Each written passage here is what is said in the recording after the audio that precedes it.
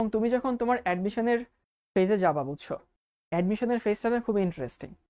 খুব ইন্টারেস্টিং এই সেন্সে, দেখবা তোমার কিছু ফ্রেন্ড যাবে মেডিকেল অ্যাডমিশনের জন্য, তোমার কিছু ফ্রেন্ড ডি ইউনিটের অ্যাডমিশনের জন্য যাবে, তুমি আবার হয়তো ইঞ্জিনিয়ারিং এর জন্য থাকবা, কেউ হয়তো আইবি এর জন্য পড়াশোনা করবে, কেউ হয়তো বিদেশে যাওয়ার ট্রাই করবে, কেউ হয়তো আর্মিতে যাওয়ার ট্রাই করবে। এরকম কিন্তু বিভিন্ন দিকে না বন্ধুরা ভাগ হয়ে যায়, বুঝছো। তো এই জিনিসটা অনেক ইন্টারেস্টিং লাগে।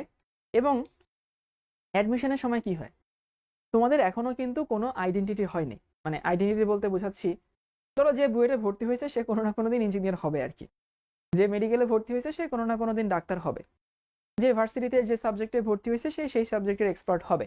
আর তোমরা এখনো না কোনো দিকে যাওনি, মানে এখনো না ওই ভাসমান অবস্থায় আছো।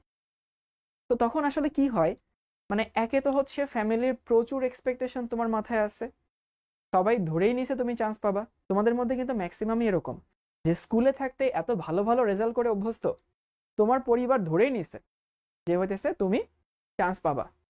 এখন যখন কেউ ধরেই নেয় যে আমি চান্স পাবো, এটা 100% গ্যারান্টেড, তখন না জীবনে আর পাওয়ার কিছু থাকে না, জীবনে হারানোর থাকে।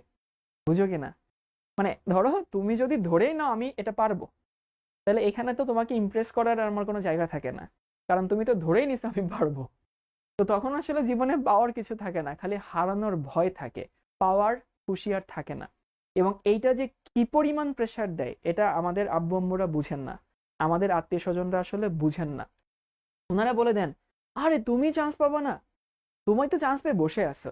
এই যে তুমি যে চান্স পেয়ে বসে আছো ভাই, এটা উৎসাহ থেকে না প্রেসার বেশি দেয়। তখন খালি ভয় হয়, আল্লাহ যদি না চান্স পাই। এবং অনেক সময় মনে হয়, ধরো তুমি চান্স পাইলা না, তো চান্স না পাইলে আমার ক্যারিয়ার যে নষ্ট হইতেছে এর থেকে বেশি ভয় লাগে মানুষে কি বলবে। লিটারালি ভাই এটা হয় যে অনেকেরই মধ্যে, সে যে চান্স পায় নাই, তার যে ক্যারিয়ার হচ্ছে ডাউনফলের দিকে যাচ্ছে, সে যে ভালো ভার্সিটিতে পড়তে পারছে না, এই টেনশন থেকে তার মাথায় আসে এইটা যে আমি মানুষকে কি জবাব দিব, মানুষ আমারে কি বলবে। আর তুমি যখন ভালো করবা না ভাই, আমি তোমাদেরকে একটু আগের থেকে ভয়টা দিচ্ছি, ভয় দেওয়াটা ভালো, অন্তত ভয়ের ঠেলায় হইলেও পড়তে বসবা। ধরো প্রথম পরীক্ষা হয় মেডিকেল, তারপরে হয় ডিউ, তারপরে হয় বুয়েট, এরকমই হয় নর্মালি, ডিউ বুয়েট কাছাকাছি হয়। তোমার কিছু বন্ধু দেখবা মেডিকেলে হয়ে গেছে, তারা আলহামদুলিল্লাহ ডিএমসি, আলহামদুলিল্লাহ সলিমুল্লাহ, আলহামদুলিল্লাহ অমুক মেডিকেল, এরকম দিয়ে ফেসবুক ভরাই দিবে। এরপরে ডিউ রেজাল্ট দিবে, কিছু বন্ধু আলহামদুলিল্লাহ ডিউতে অততম, আলহামদুলিল্লাহ ডিউতে অততম, তারপরে বুয়েট, আলহামদুলিল্লাহ বুয়েট সিএসসি, আলহামদুলিল্লাহ বুয়েট ট্রিপলি।